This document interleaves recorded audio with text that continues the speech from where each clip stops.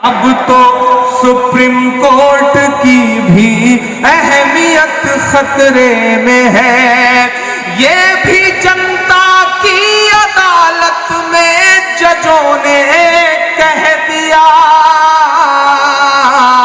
आज अपने मुल्क में जमहूरियत खतरे में है। इस्तकबाल है नाजरीन आप सभी का यार मुशारा मीडिया में मैं आपके साथ मोहम्मद इरशाद। आइए दोस्तों सुनते हैं इमरान प्रतापगढ़ी की एक बेहतरीन नज़म। इससे पहले बता दूं, तोड़ना नहीं जोड़ना सीखें, क्योंकि तोड़ने वालों की हवेलियां भी वीरान रहती हैं और जोड़ने वालों की कब्रें भी आबाद रहती हैं। आइए सुनते हैं इमरान प्रतापगढ़ी की नज़म। तो आपसे गुजारिश है वीडियो को लाइक कीजिए और चैनल को जरूर सब्सक्राइब कीजिए। कि अच्छा है वो ये बात छुपाते भी नहीं है,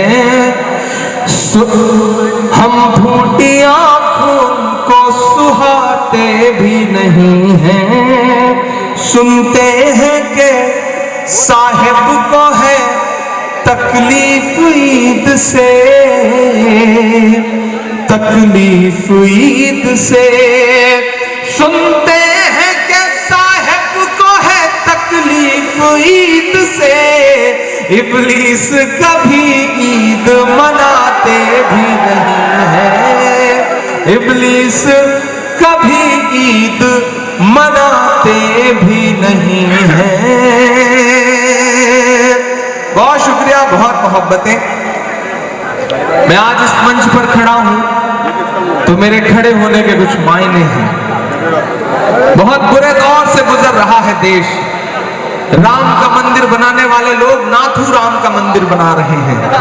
देश बहुत बुरे दौर से गुजर रहा है। मैं 4 मिसरे पढ़ता हूं साहब कि प्यार की और अमन की हर जहनियत खतरे में है।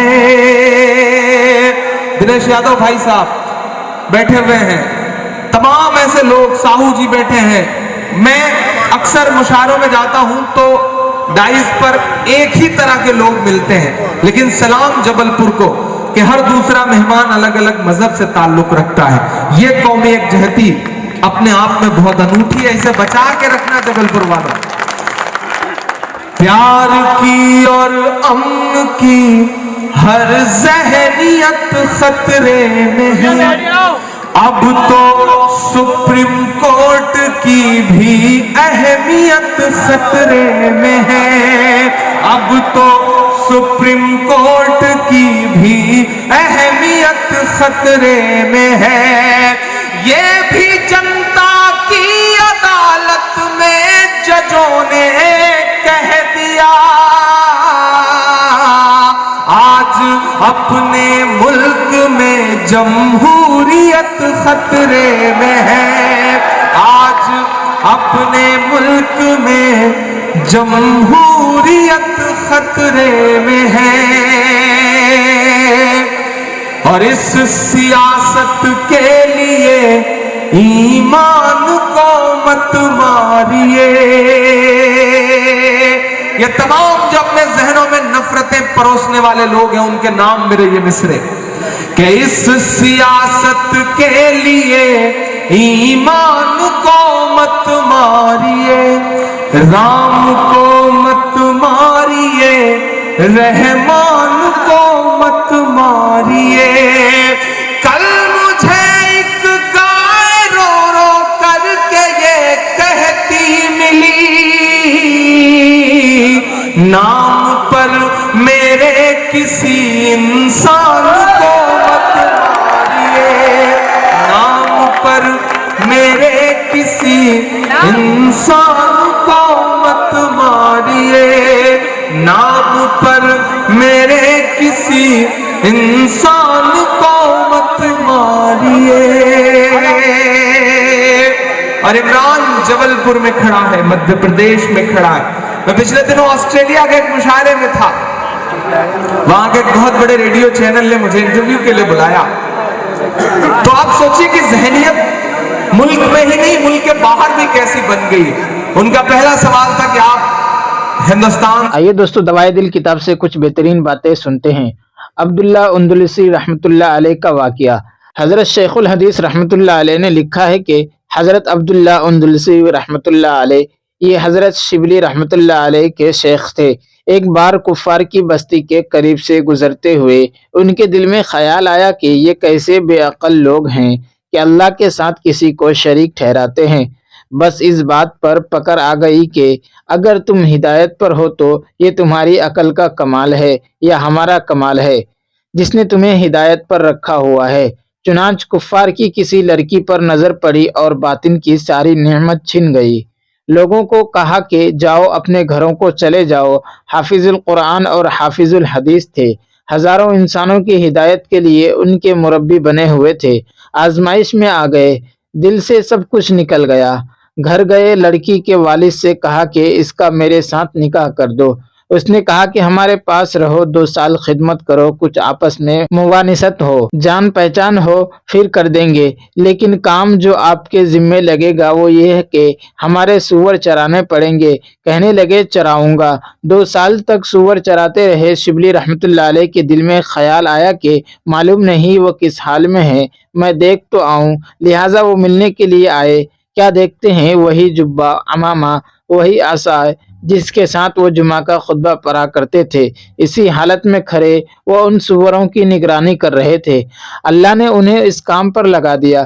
قریب آئے اور کہا، حضرت آپ تو حافظ قرآن تھے، اب بھی آپ کو قرآن پاک یاد ہے؟ کہنے لگے نہیں۔ پوچھا حضرت کوئی ایک آیت یاد ہو؟ فرمایا بس ایک آیت یاد ہے، من یہن اللہ فما لہ من مکرم، جسے اللہ ذلیل کرنے پر آتا ہے اسے عزت دینے والا کوئی نہیں ہوتا۔ پھر کہا حضرت آپ حدیث پاک کے بھی حافظ تھے؟ فرمایا بھول چکا۔ پھر پوچھا حضرت کوئی حدیث یاد ہو؟ فرمایا ایک حدیث یاد ہے، جو اپنے دین کو بدل دے اس کو قتل کر دو۔ یہ آیت یاد رہی اور یہ روایت، باقی سب کچھ بھول گیا۔ اس موقع پر شبلی رحمۃ اللہ علیہ نے رونا شروع کر دیا۔ کوئی قبولیت کا وقت تھا، شیخ کے اوپر بھی گریہ طاری ہوا اور روتے روتے انہوں نے یہ کہا کہ اللہ، میں آپ سے یہ توقع تو نہیں کرتا تھا کہ میں اس حال میں پہنچ جاؤں گا۔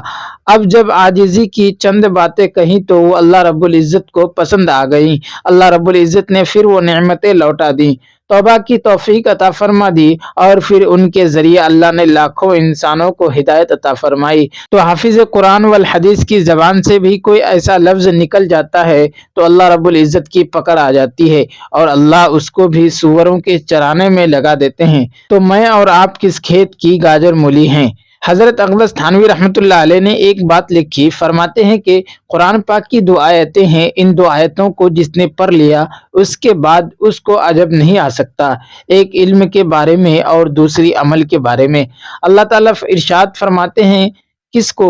اپنے محبوب کو، جن کو اتنا مرتبہ دیا، اتنا مقام دیا، ان کو فرماتے ہیں وَلَئِن شِئْنَا لَنَذْهَبَنَّ بِالَّذِي أَوْحَيْنَا إِلَيْكَ، اگر ہم چاہیں ہم سب کچھ لے لیں جو کچھ ہم نے وحی کے ذریعے آپ کو عطا کیا۔ تو اپنے محبوب کو جب یہ فرما رہے ہیں لَإِن شِئْنَا، انداز دیکھیے کیا شاہانہ خطاب ہے، کیسی عظمت ہے اس خطاب میں، کیسی جلالت شان اللہ کی ظاہر ہوتی ہے۔ لَنَذْهَبَنَّ بِالَّذِي، ثقیلہ کا صیغہ استعمال فرمایا، تاکید کا آخری درجہ، اگر ہم چاہیں ہم ضرور بالضرور وہ سب کچھ لے لیں جو ہم نے آپ کے اوپر وحی کے ذریعہ نازل کیا، تو ہمارا علم کس کام کا، ہم اپنے علم پر کیا عجب کر سکتے ہیں۔ اور دوسری آیت فرمائی عمل کے بارے میں، اللہ تعالیٰ فرماتے ہیں اپنے محبوب سے، سید الکونین سے، امام الانبیاء، امام الملائکہ سے، ولولا ان ثبتناک، اے محبوب اگر ہم آپ کو ثابت قدمی نہ دیتے،